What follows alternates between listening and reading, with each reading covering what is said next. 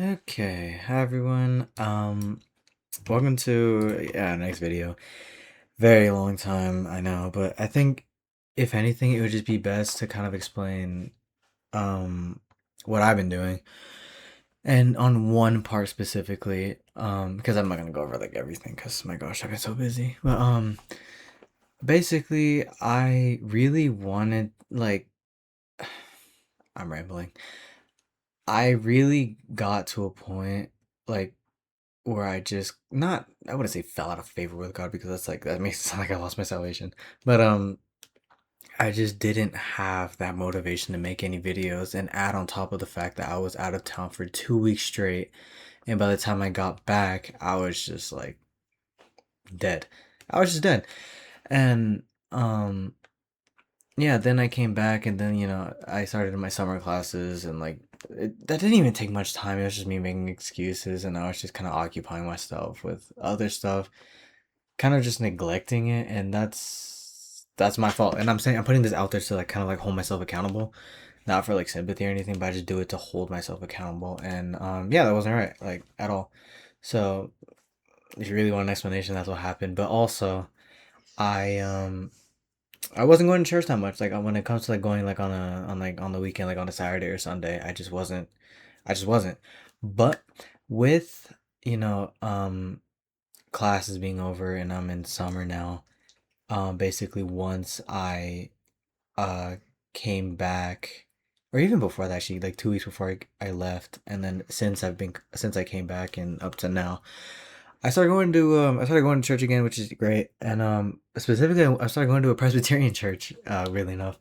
And for people who know me, it might feel a little bit weird because, or even if you've seen the Instagram, it's also like verse by verse underscore YT. I do short form content on there, and I was replying to a comment that told me like, what was it? Like it's okay to call yourself a Calvinist, don't be a coward, just stand on your beliefs. And then I kind of talked about like the problem like with like kind of having those labels and in the broader sense denominations and why I wasn't a Calvinist specifically. But I ended up I'm going to a Presbyterian church now, funny enough, and specifically the RPCNA, which for those of you who don't know, let's just go look. Wait, what am I doing? Oh, we can go RPCNA. Yeah, there you go, RPCNA. There you go. The RPCNA is the Reformed. Let me double check this. Okay, cool. The RPCNA is the Reformed Presbyterian Church in North America, which is what it stands for. A Protestant denomination rooted in the Scottish Covenanter tradition, emphasizing biblical authority, Christ's kingship, and Presbyterian church governance. Which, if you don't know, is just like having like elders and then obviously the minister, pastor.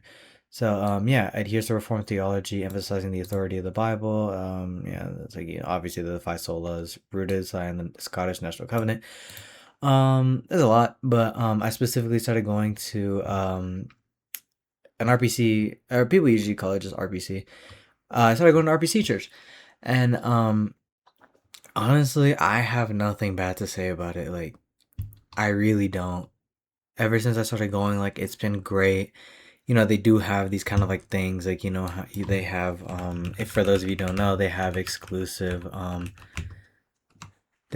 psalmody, which for those of you who don't know, it's part of the Westminster Confession, which is what the Presbyterians hold to. Basically, you only sing psalms, no music or no like instruments, no like harps, no one uses the harps, no organs, no drums, no guitars, no like pipes, no nothing, just um pure psalms. You just literally just sing the psalms in scripture. They give you like a psalm book. Let me show you. They usually have it's usually a blue one. This one, the Book of Psalms for Worship, and like you kind of just go through it. Like they tell you they'll be like 104, like we'll be going to 104A. You just scroll over and they have like the the verses basically, and then they'll have like music notes on top of it, so you know like how to sing it. Sing it while you're singing a cappella. Music notes. Let me show you. Um, it basically it looks like this. If you wanna, bro, that's so blurry. Is there anywhere that has good ones? No. What else? Look, does this work? No. Okay, well, this is gonna be the best we can do.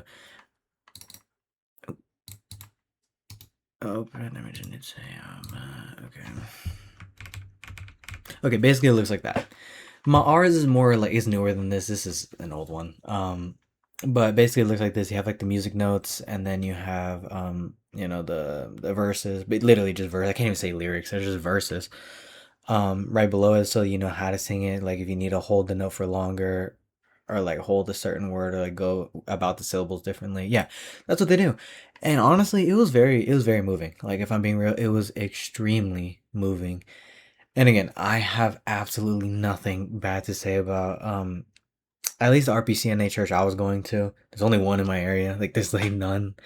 And yeah, like I've had my criticisms on like Protestantism as a whole, because you have those like um you have like, for example, the PCUSA is really turning liberal, and you have this, like, they're very, liberal. Like you have like the Lutherans, they're very liberal, the Methodists even more. But of course you have the conservatives within within, like, the Lutheran denomination as a whole. Like for example, you have, the LCMS, which is the Lutheran Church of Missouri, I think it's called. Yeah, Lutheran Church of Missouri Synod, which is very, very conservative. It's a confessional Lutheran. Okay.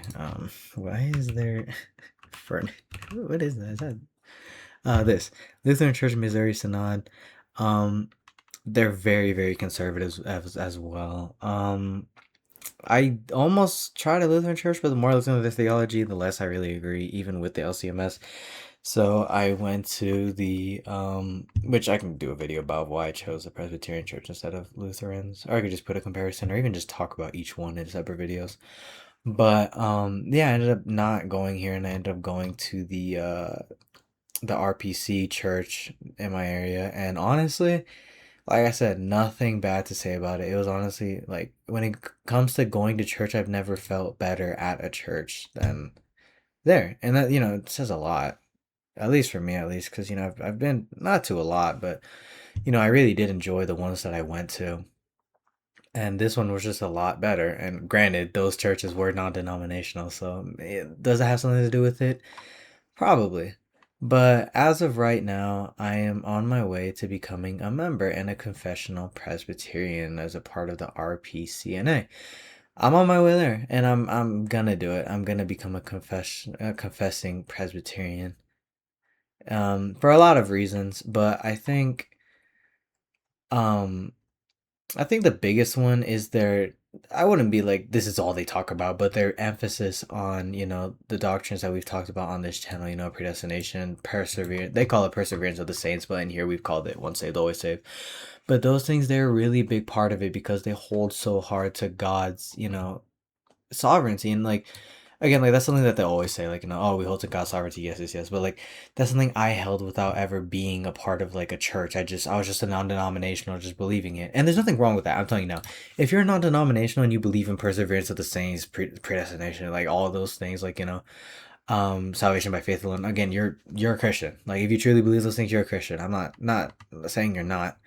But when you go to a denomination that kind of all like holds the same as you, it is really touching, especially with them specifically. The one that I went to in my area, it was only like at the very most 30 people, if that. It's a very small place, and they're all very family oriented. All of them had wives and had wives or husbands and kids. They were all, straight. They're nothing like this. They were all they were all just like very conservative, which is, I mean, the whole point of the RPCNA. They're very, very conservative. Like if you were to have a scale of conservative, or of like liberal versus conservative Presbyterian denominations or branches, and again, liberal doesn't mean like politics, it just means like how conservative you hold to the beliefs that were originally taught by the Presbyterians. So they would be the most strict. They would be the strictest, if we're being real. They would be. And that's why I wanted to see the RPCNA church before I went like anywhere else, which I wasn't planning to go anywhere else. So if I didn't like this like RPCNA church, I would have just stuck to like a non-denominational. I don't even think I would have tried the Lutheran one because I really like.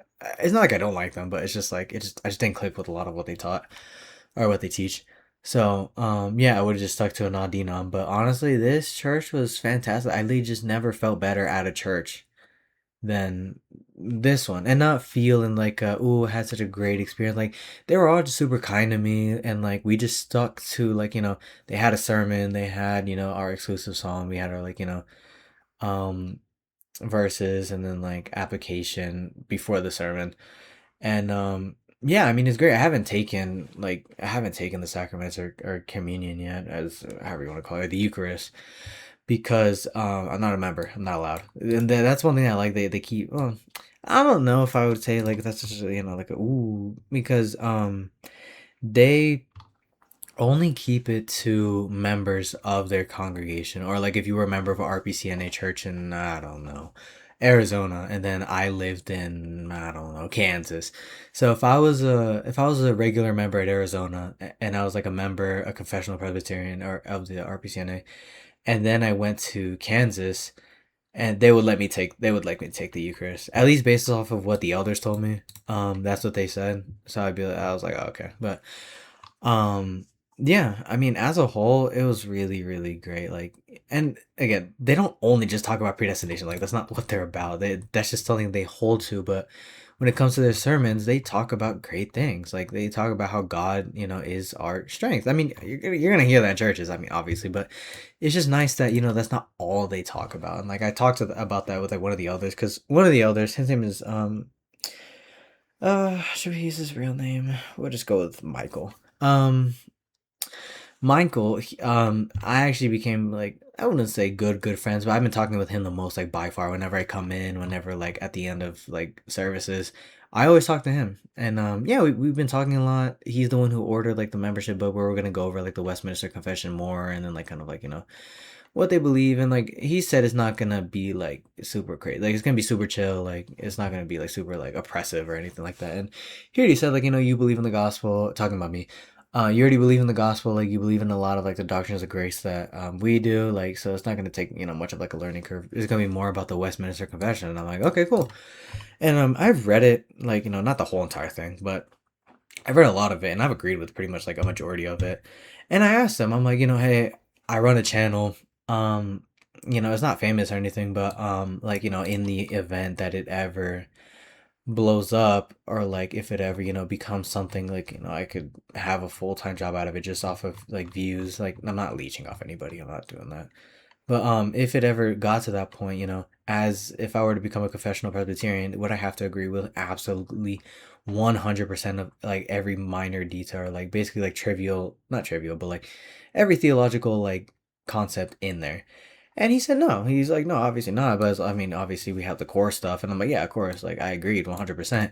But yeah, I was like, like for example, well, I didn't tell him specifically, but like for me specifically, if you've seen this channel before, I believe in things like soul sleep annihilationism, and Presbyterians and the Westminster Confession, or just Presbyterians as a whole, they don't believe that. And again, I'm not gonna find that anywhere besides like a Seventh Day Adventist church. But I'm not trying to go to a Seventh Day Adventist church. I'm trying to see how it was in the Presbyterian church.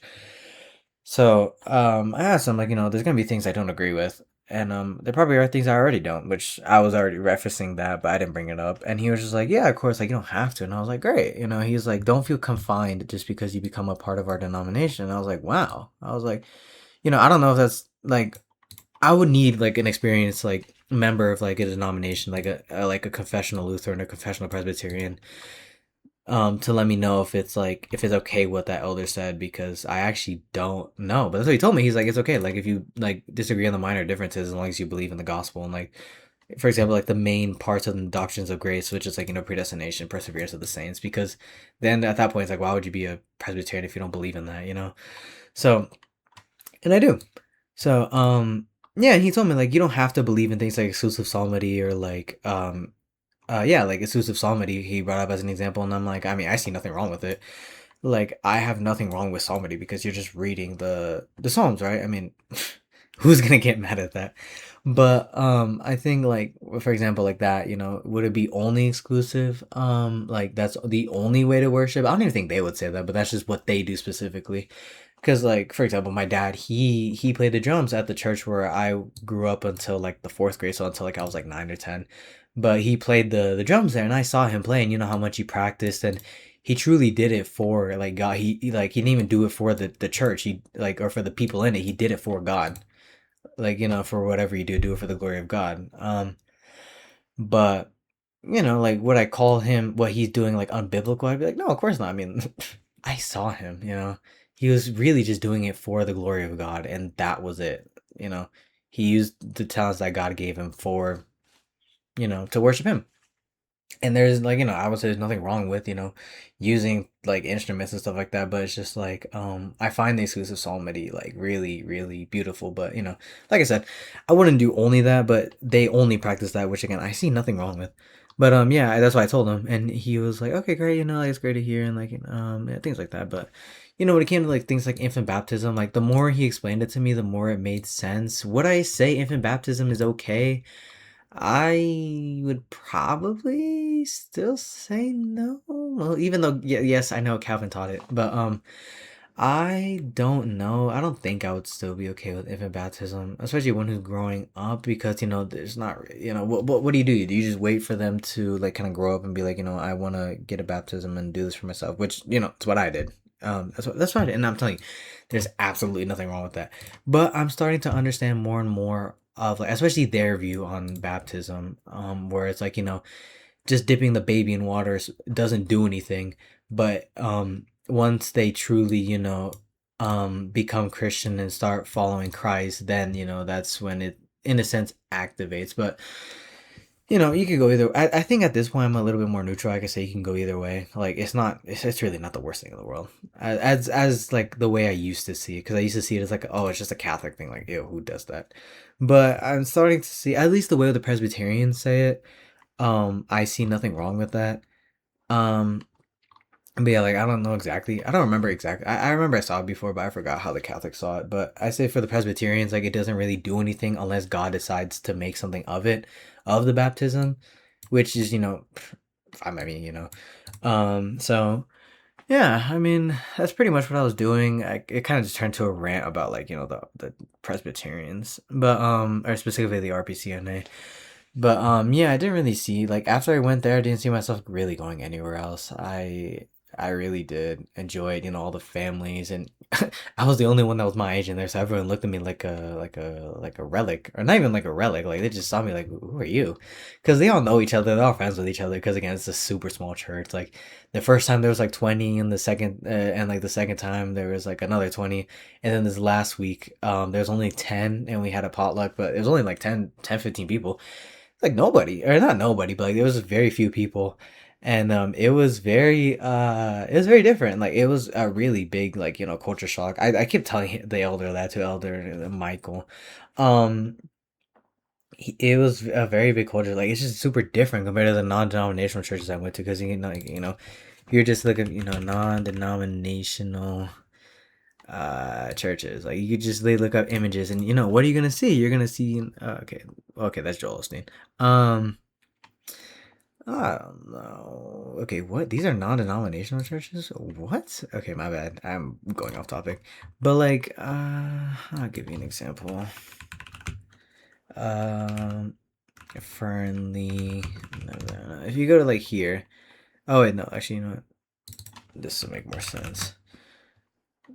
Summit, Sparks, Nevada Church. Like this. Like again, is this really like like this is what I'm used to seeing, like things like this. It's big. I'm not gonna lie. This isn't a small place. I'll tell you that for free. Like it's a pretty big place. I mean, this doesn't even do it justice. Like it's a big church. Like, and it's like that. I mean, oops. Um, and what I say, is anything wrong with it? I mean, inherently, especially like the pastors in here were absolutely fantastic. They uh whatchamacallit, they would go like really into scripture. Like they did a whole like series, and it might not sound like a lot to some of you, but for a non-denominational church, this is great because they did like basically a chapter by chapter breakdown of the book of Daniel each week, and I'm like, that's great. I mean, when you actually dive again, the more you dive into scripture, the happier I am. That's just kind of like my criteria. So they just did a whole like sermon series on Daniel until they finished it, and I'm like, wow, like that's great. um I really do see like that they're being biblical. They're not just like being like, they're not prosperity gospel people are just like oh, just do you, as long as and God will bless you, or like I think the non-denominational churches, it's so like usually broad that I'm like kind of like, what are we doing? But these guys, they weren't. And like, again, there's nothing wrong with that, but just like the environment, just how big it was, I just wasn't clicking with it. And like the one that I go to now, it's like like at the very most it can sit like maybe 100 people, but only like 20 people go each week. And it just feels a lot more like intimate in a good way, like kind of just like everybody will know everybody, everybody's super close. Everybody can be friends in there. They're all welcoming to the new people, so they recognized me right away that I was a new person the first time I went. And they were very welcoming. Like it was just like, I keep saying this over and over. It was great. I really don't have anything bad to say about it. So yeah, that's basically what I've been doing. I'm gonna become a confessional Presbyterian. I'm gonna become a member of the RPCNA, at least in my area. And yeah, that's it. I mean, I don't know what this is really gonna do, but I kind of just wanted to catch you guys up. And hopefully this is my sign. Like, I'm not gonna be able to do a video this week, but I'm hoping that, starting next weekend I can start getting more and more videos out. But yeah, I hope you guys enjoyed. Again, no video this week. I'm gonna try, God willing.